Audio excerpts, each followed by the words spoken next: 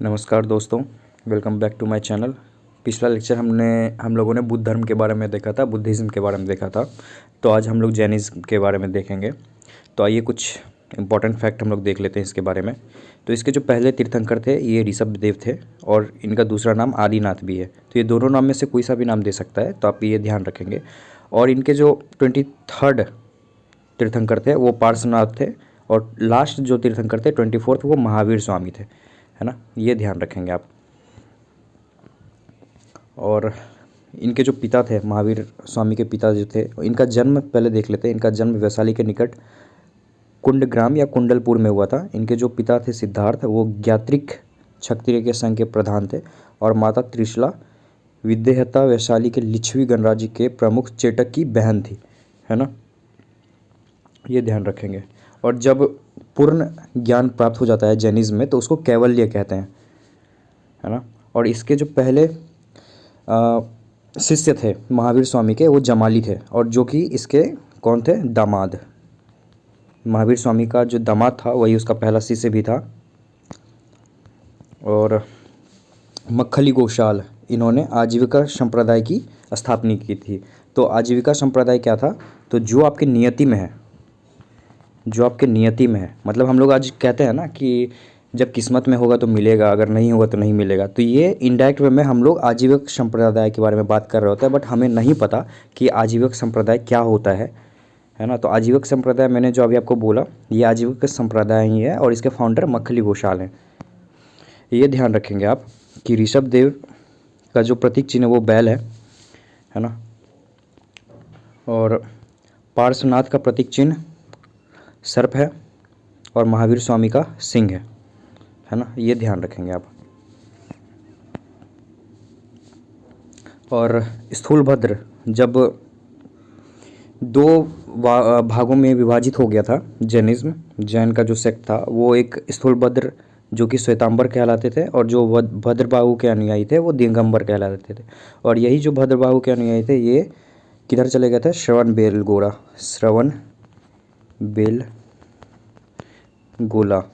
जो कि कहाँ है, कर्नाटक में है। ये चले गए थे इधर, और ये रह गए थे स्थूलभद्र रह गए थे यहीं पे पाटलिपुत्रा में, है ना, पटना आज के टाइम पे यहीं पे रह गए थे। और ये जब भद्रबाहु जा रहे थे श्रवण बेलगोला तो साथ में किसको लेके गए थे, तो आपको पता होगा चंद्रगुप्त मौर्य, जिन्होंने संलेखना एक ऐसी विधि होती है जब आपको पता है कि आपकी मृत्यु निकट आ चुकी है तो वो लोग क्या करते हैं कि खाना पीना त्याग देते हैं और अपने आप को बिना खाए पिए ही ऐसे रख देते हैं। तो जितने दिन आप जीने वाले हैं बिना खाना पीना के जीने वाले हैं, और धीरे धीरे जब आपकी मृत्यु हो जाती है तो उसी को संलेखना विधि कहती है, वो कहलाती है, जो कि जैनिज्म में होता है ये चीज़, है ना। और प्रथम जो इसका सभा हुआ था, प्रथम जैन सभा हुआ था ये पाटलिपुत्र में हुआ था, और दूसरा जो हुआ था वो वल्लभी गुजरात में हुआ था। ये ध्यान रखेंगे आप। और इसमें ये आप इसमें बस एक इम्पॉर्टेंट है, ये ध्यान रखेंगे कि जो कल्प सूत्र है इसके रचनाकार भद्रबाहु हैं, ये ध्यान रखेंगे आप, है ना। तो और डायरेक्ट हम लोग आते हैं क्वेश्चंस पे, फटाफट क्वेश्चंस देखेंगे हम लोग। जैन धर्म के संस्थापक कौन थे, ये थे ऋषभदेव, है ना। ये ध्यान रखेंगे आप। जैन धर्म के प्रथम तीर्थंकर ऋषभदेव। रिपीटेड क्वेश्चन, जैन तीर्थंकर पार्श्वनाथ निम्नलिखित स्थानों में से मुख्यतः किससे संबंधित थे, तो ये बनारस से संबंधित थे। यहीं पे जन्म हुए थे, ये जन्म लिया था इन्होंने, पार्श्वनाथ ने। अब ये मैच करने का आ गया, तो आदिनाथ को ही ऋषभदेव कहते हैं, जो कि फर्स्ट तीर्थंकर थे जैनिज्म के। तो आदिनाथ के हो गए आपके ऋषभ, पार्श्वनाथ के हैं सर्प, है ना, मल्लीनाथ के हैं जल कलश, और संभवनाथ के हैं अश्व। तो इसका आंसर क्या होना चाहिए, ए का 1, बी का 4, सी का 3 और डी का 2। 1432 ये ए में है, इसका आंसर ए होगा। नेक्स्ट क्वेश्चन पे चलते हैं हम लोग। इसमें भी मैच करना है। पार्श्वनाथ अभी हमने देखा सर्प का है। आदिनाथ जिसको कि ऋषभ देव भी कहते हैं, ये किसके हैं? ये वृष के हैं। महावीर स्वामी का सिंह है और शांतिनाथ का हिरण है। इसका आंसर होना चाहिए 3, 1, 2, 4, है ना। 3, 1, 2, 4 डी में है। आंसर डी होगा इसका। ये देखिए, ये तीर्थंकर और निर्वाण स्थल जो है वो देखना है इसमें। तो ऋषभनाथ का अष्टापद था, ये सही है। नेमिनाथ का उज्जैन था, ये भी सही है। महावीर का पावपुरी था, ये भी सही है। इसमें पूछ रहा है कौन सा सुमिलित नहीं है ना। तो ये भूत से पूज्य थे वाशु पूज्य, ये सुमिलित नहीं है। और इसका समेत शिखर नहीं था, बल्कि इसका था कहाँ पे? चंपापुरी, चंपापुरी ये था इनका, ये ध्यान रखेंगे आप। इसका आंसर बी होगा। ये देखते हैं सही क्रम क्या है इसका। तो इसका सही क्रम है, पहले आए थे अभिनंदन, ये फर्स्ट पे हैं। उसके बाद आए थे प्रज्ञा प्रभु, ये सेकंड पे। उसके बाद आए थे विमलनाथ, ये थर्ड पे, है ना। और ये आए थे लास्ट में, ये आए थे 20th नंबर पे, तो ये लास्ट में हो जाएंगे। आई थिंक ये आए थे 13th नंबर पे, है ना। और ये आए थे 6 पे और ये आए थे अभिनंदन 4 पे। तो इसका आंसर होगा ए, 1, 4, 2, 3, ये ध्यान रखेंगे आप। महावीर स्वामी का जन्म कहाँ हुआ था? तो ये हुआ था कुंडाग्राम में, वैशाली के नज़दीक है। तो ये देखिए ऑप्शन में वैशाली भी दिया हुआ है कंफ्यूज करने के लिए। तो कुंडाग्राम या फिर इसको कुंडलग्राम भी कहते हैं, कुंडलग्राम। कुंडलपुर जन्म स्थान है, ये महावीर स्वामी का जन्म स्थान है। जैन धर्म के प्रवर्तक महावीर जी का मोक्ष कहाँ मिला था? पावापुरी में मिला था, जो कि कहाँ है? नालंदा में है। महावीर जैन की मृत्यु हुई थी कहाँ पे? पावापुरी में। तीर्थंकर शब्द संबंधित है किससे है? तो जैन से है, जैन में तीर्थंकर बोला जाता है। जैन तीर्थंकरों के क्रम में अंतिम कौन था? तो अंतिम थे महावीर स्वामी, जो कि 24th तीर्थंकर थे। ऋषभ देव फर्स्ट थे, है ना। पार्श्वनाथ जो थे, एक मिनट,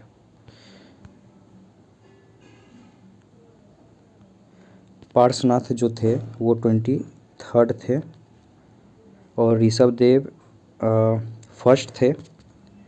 महावीर स्वामी 24th थे और मणि सुव्रत ये 20th थे, 20वां थे, है ना।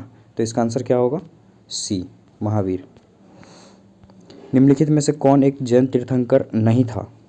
तो इसमें चंद्र प्रभु थे, नेमी थे, संभव थे, नाथ मुनि नहीं थे। ये उल्टा नाम करके दिया हुआ है, नाथ मुनि नहीं थे, ये ध्यान रखेंगे आप। प्रभासगिरी जिनका तीर्थ स्थल है वो हैं, तो ये जैन के हैं, प्रभासगिरी। जैन धर्म में पूर्ण ज्ञान के लिए क्या शब्द है? तो ये कैवल्य। अब मैंने अभी आपको ऊपर बताया था, तो पूर्ण ज्ञान को ही कैवल्य कहते हैं। महावीर स्वामी को किस नदी के तट पर ज्ञानोदय हुआ था? तो ये ऋजुपालिका नदी के पे हुआ था, ये ध्यान रखेंगे। और कौन सा वृक्ष था? तो साल वृक्ष के पास हुआ था।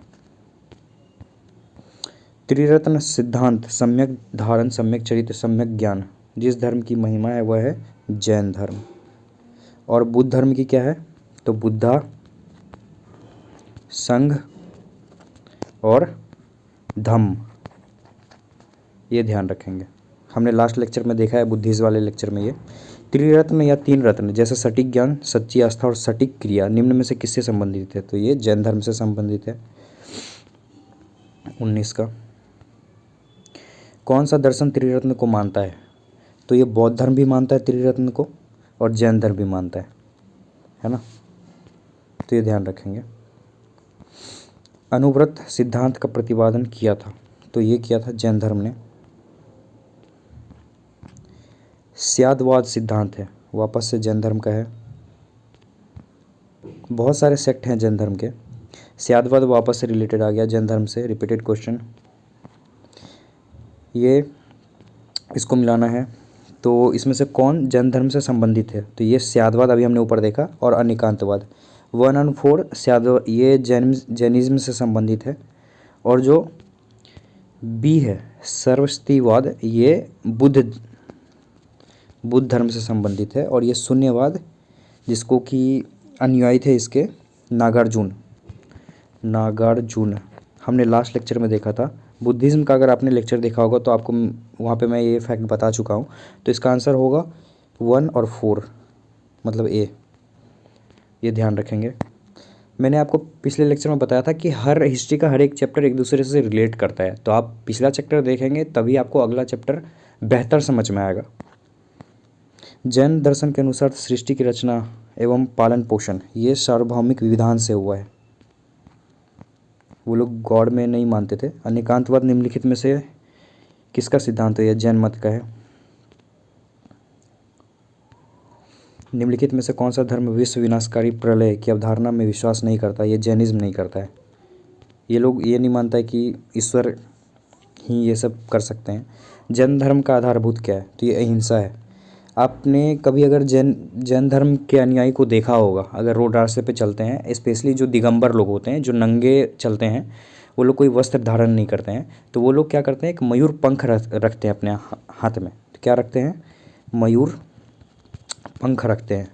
वो लोग झाड़ू, उसको एज ए झाड़ू यूज करते हैं। और जब भी वो चलते हैं तो उसके जो अनुयायी होते हैं वो आगे आगे वो सड़क पे ना ऐसे झाड़ू लगाते चलते हैं, ताकि कोई सा भी चींटी उनके पैर के नीचे आके मर ना जाए। तो जैनिज़्म का सबसे बेसिक जो रूल है वो अहिंसा है। वो एक चींटी को भी नहीं मार सकते हैं। जो मच्छर है, हमेशा वो लोग मुंह पे ना मास्क लगा के रखते हैं, ताकि वो लोग जब सांस लें तो एक छोटा सा कीड़ा भी उनके मुंह में या उनके सांस के द्वारा अंदर ना जा सके। तो ये आप ध्यान रखेंगे। यापनीय किसका एक संप्रदाय था? तो ये जैन धर्म का संप्रदाय था। भारत की धार्मिक प्रथाओं के संदर्भ में स्थानिकवासी संप्रदाय का संबंध किससे है? तो ये जैनिज्म से, जैन मत थे ये। निम्नलिखित में से कौन सबसे पूर्वकालिक जैन ग्रंथ कहलाता है? तो ये 14 पूर्व है ना, ये कहलाता है। आरंभिक जैन साहित्य निम्नलिखित में से किस भाषा में लिखे गए थे? तो ये आरंभिक जो लिखे गए थे ना वो अर्धमगधी में लिखे गए थे और बाद में प्रकृत हो गए थे। और पाली जो थी ये बौद्ध धर्म की भाषा थी, और प्रकृत जैन धर्म की भाषा थी, बाद में हुई थी, लेकिन पहले ये अर्धमगधी थी। ये आप ध्यान रखेंगे। निम्नलिखित में से कौन सा स्थल पार्श्वनाथ से संबंध होने के कारण जैन सिद्ध क्षेत्र माना जाता है? तो ये था समेध शिखर। यहीं पे इनकी मृत्यु हुई थी पार्श्वनाथ की, जो कि 23rd तीर्थंकर थे। और इनका जो सिंबल था वो था सर्प, सांप।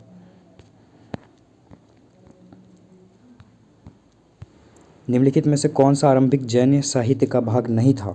तो ये थेरीगाथा नहीं था, बाद में हो गया था, बट आरंभिक में थेरीगाथा नहीं था वो जैन साहित्य का पाठ।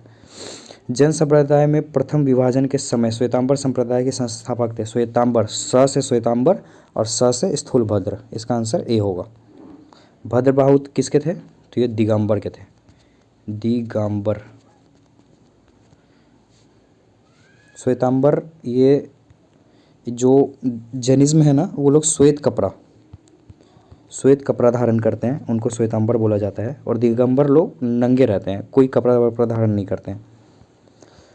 भगवान महावीर का प्रथम शिष्य था, उनका जो जमाली कौन था? इनका दामाद, खुद का दामाद था, यही इसका प्रथम शिष्य था। और इन दोनों में मतभेद भी हुआ था, पहला मतभेद हुआ था। तो क्योंकि प्रथम महावीर स्वामी का कहना था कि कोई सा भी काम करने के लिए अगर आप सोच लेते हो और अगर आप करना शुरू कर देते हो ना, इसका मतलब हो गया कि वो काम आपका हो गया, कंप्लीट हो गया। बट जमाली का कहना था कि जब तक कोई भी काम कंप्लीट ना हो जाए तब तक उस काम को कंप्लीट ना माना जाए। तो यही एक दोनों जो विचारधाराएँ थी, इसी वजह से दोनों में मतभेद हुआ था। ये ध्यान रखेंगे। महावीर का प्रथम अनुयायी था वापस से जमाली। किस जैन सभा में अंतिम रूप से श्वेतांबर आगम का संपादन हुआ? तो ये हुआ था पाटलिपुत्र में, जो कि पहला फर्स्ट जैन सभा हुआ था। और जिसको कि लीड किया था किसने? लीड किया था स्थूलभद्र ने, स्थूलभद्र ने, ये ध्यान रखेंगे। जैन धर्म सूत्र में 12 अंग शामिल हैं, श्वेतांबर धर्म सूत्र में, है ना, तो ये सही है। श्वेतांबर परंपरा के अनुसार इन अंगों का संकलन वल्लभी में आयोजित एक धर्मसभा में, वल्लभी में नहीं हुआ था, ये पाटलिपुत्र में हुआ था, पाटलिपुत्र में हुआ था। तो ये जो कि पहला जैन सभा था, यहाँ हुआ था। तो दूसरा गलत है, पहला सही है। तो इसका आंसर होगा एक सही और दूसरा गलत है, डी। वर्धमान महावीर की माता लिच्छवी की मुख्य चेटक की पुत्री थी, पुत्री नहीं थी, ये बहन थी उसकी। मैंने अभी आपको ऊपर समरी में बताया था लेक्चर शुरू करते वक्त। गौतम बुद्ध की माता कोलीय राजवंश की राजकुमारी थी, ये देखिए। इस चैप्टर में तो गौतम बुद्ध के बारे में कुछ वैसा फैक्ट नहीं है, पिछला जो मैंने लेक्चर लिया है उसमें मैंने ये बात बताया है, तो आप पिछला लेक्चर जाके एक बार अवश्य देखेंगे। और लास्ट जो है 23rd तीर्थंकर पार्श्वनाथ बनारस से थे, बिल्कुल थे। तो ये दूसरा और तीसरा सही है, पहला गलत है। तो इसका आंसर होगा सी।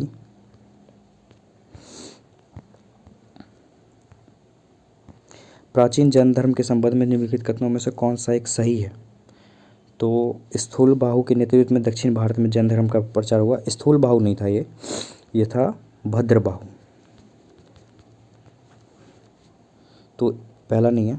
पाटलिपुत्र में हुई परिषद के पश्चात जो जैन धर्म के लोग भद्रबाहु के नेतृत्व में थे वे श्वेतांबर कला, ये भद्रबाहु नहीं था, ये स्थूल भद्र था। उल्टा कर दिया यहाँ पे फैक्ट को, है ना, ये स्थूल भद्र था। तो दूसरा भी नहीं है। प्रथम शतक ईस्वी पूर्व में जैन धर्म को कलिंग के राजा खारवेल का समर्थन मिला, ये सही है आंसर, ऑप्शन। बौद्धों के विपरीत, हम लोग ऊपर देख लेते हैं। बौद्धों के विपरीत जैन धर्म की प्रारंभिक अवस्था में जैन धर्म के लोग चित्रों का पूजन करते थे। जैन धर्म के लोग चित्रण का पूजन नहीं करते थे। कौन करता था? ये तो बौद्ध धर्म के लोग स्टार्टिंग में, बाद में होने लगी थी जैन धर्म की, तो ये भी गलत है, ऑप्शन सी होगा इसका। कर्म को विनिष्ट करने का सुनिश्चित मार्ग तपश्चर्या है, यह ऑप्शन सही है। प्रत्येक वस्तु में चाहे वह सूक्ष्मता कण हो आत्मा होती है। मैंने अभी आपको बताया जो दिगंबर लोग हैं ना, मतलब जनरली ये जैनिज्म में होता है, बट जो लोग जो फॉलोअर हैं इसके, जो जैन धर्म के फॉलोअर हैं, वो लोग जब कहीं भी जाते हैं तो मुंह पे मास्क लगा के, मयूर पंख लेके रास्ता को साफ करते चलते हैं, ताकि जो एक कण जिसमें आत्मा है, एक छोटी सी चींटी, एक छोटा सा मच्छर, एक छोटा सा कीड़ा, वो लोग भी इनके हाथों या इनके किसी भी आचरण से उन लोगों को क्षति ना हो, उन लोग की मृत्यु ना हो। तो ये इस वजह से ये लोग ध्यान रखते हैं इस चीज़ का। कर्म आत्मा का विनाशक है और आवश्यक इसका अंत करना चाहिए, ऑप्शन भी सही है। तो इसका आंसर होगा 1 2 3, है ना। समाधि मरण किस दर्शन से संबंधित है? ये जैन धर्म से। समाधि मरण वही होता है कि जब आप एक समाधि ले लेते हैं, कुछ करते वर्ते हैं नहीं, बस शांति से आप बैठ जाते हैं, खाना पीना त्याग देते हैं, सब कुछ त्याग देते हैं, है ना, तो उसी को समाधि मरण कहते हैं, जो कि अपनाया था चंद्रगुप्त मौर्य ने।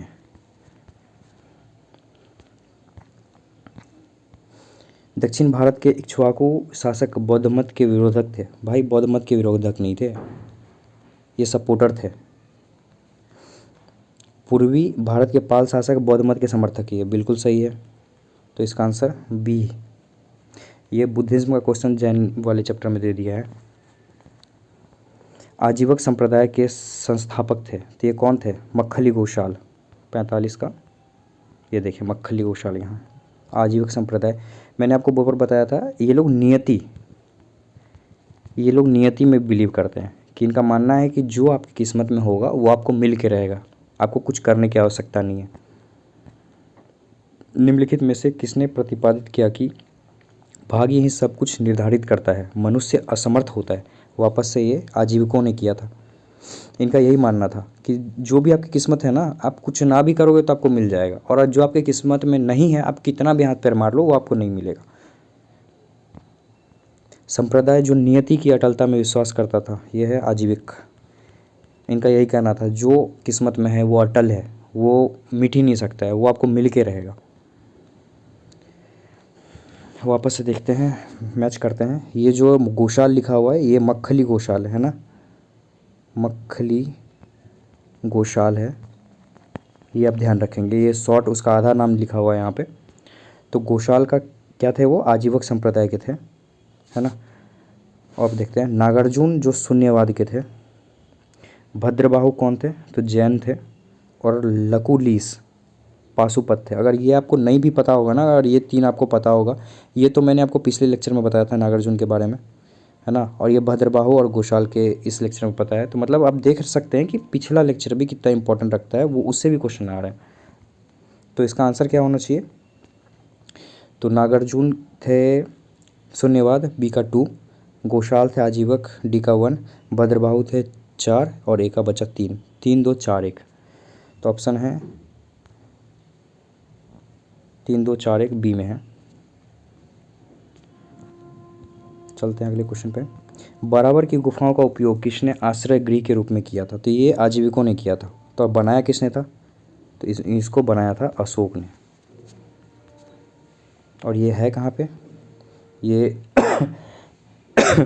बिहार में एक जगह है जहानाबाद, वहीं पे है ये, है ना।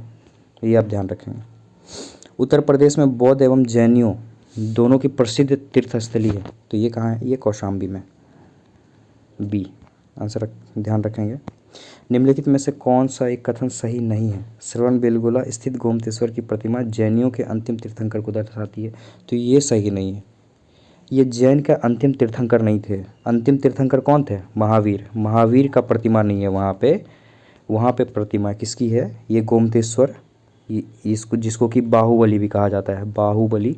और ये बाहुबली कौन थे, ये जो पहले तीर्थंकर थे, ऋषभदेव, ऋषभदेव इसके ये पुत्र थे, है ना। तो ये इसके वजह से वहाँ पे ये किया जाता है। तो यही ऑप्शन गलत है, इसका आंसर ए होगा, है ना। भारत का सबसे बड़ा बौद्ध मठ अरुणाचल प्रदेश में है, ये तो सही है।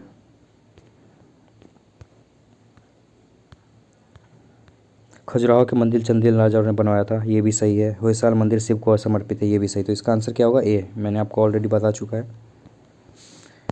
श्रवणबेलगोला में गोमतेश्वर की विशाल प्रतिमा किसने स्थापित करवाई थी, तो ये करवाया था चामुंडराय ने, ध्यान रखेंगे। महान धार्मिक घटना महामस्तकाभिषेक निम्नलिखित में से किससे संबंधित है और किसके लिए की जाती है, तो ये की जाती है बाहुबली के लिए।